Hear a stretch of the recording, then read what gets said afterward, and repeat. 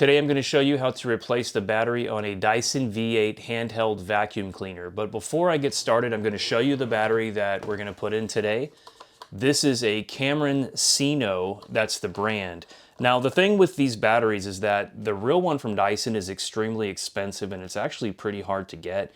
I paid about $65 for this battery, which is more than what you would pay on Amazon for some really cheap Chinese crap.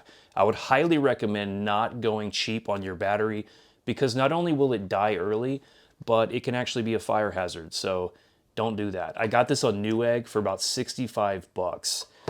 So when you replace the battery, just like with everything else in life, you want to make sure you get the right one. So check out the part number on your battery. This is the SV10. If you look here, it says SV10 down here. And there's different variations of the battery, so make sure you get the right one or it might not fit. So before we start here, I'm just going to take off the rear filter. And the primary weapon we're going to use today is a little bitty Phillips head screwdriver right here. So I'm going to start by removing this screw that's on the back, on the top of this.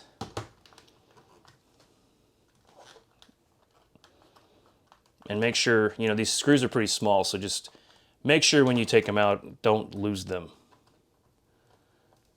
These are the kinds of screws where if they fall on your carpet or rug or something, they will disappear. So there's the first one.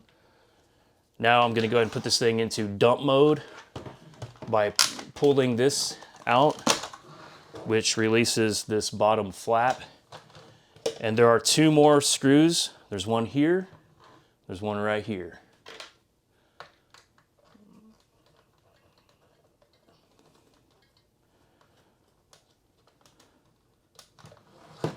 Now when you do this, you're going to dump a bunch of dust and nasty dirt everywhere. So just be aware of that.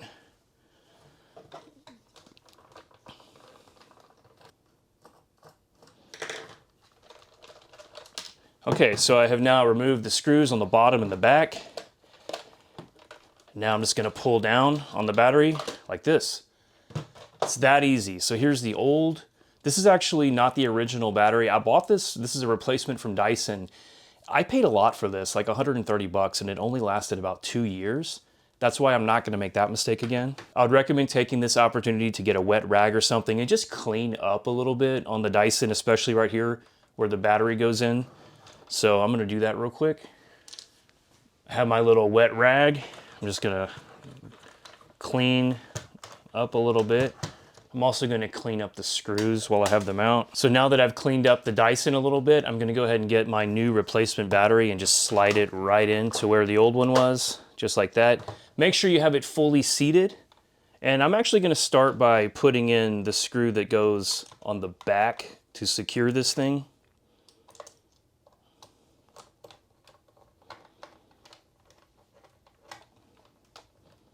Okay. And now we have two more screws on the bottom over here. Put those back in real quick.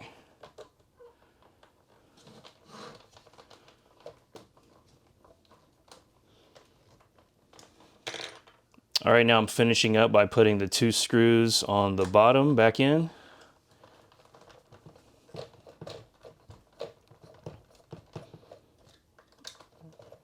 Make sure your screws are nice and snug.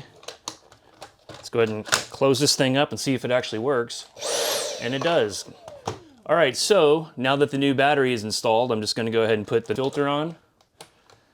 And that's it. And now that your new battery is installed, be sure to immediately charge it. Because as you can see here from the factory, this battery has almost no charge at all. So I'm going to make sure I fully charge the battery before I test it. And I'll be sure to post another video letting you know how this particular brand of battery works, which only time will tell. So if you want to know that information, be sure to subscribe to my channel or just check back from time to time. Anyways, hope this helps you out. Most importantly, I hope you save money by keeping your old, expensive Dyson and other stuff working. And yeah, keep it alive. Don't throw it away. Not quite yet. Thank you for watching. Bye-bye.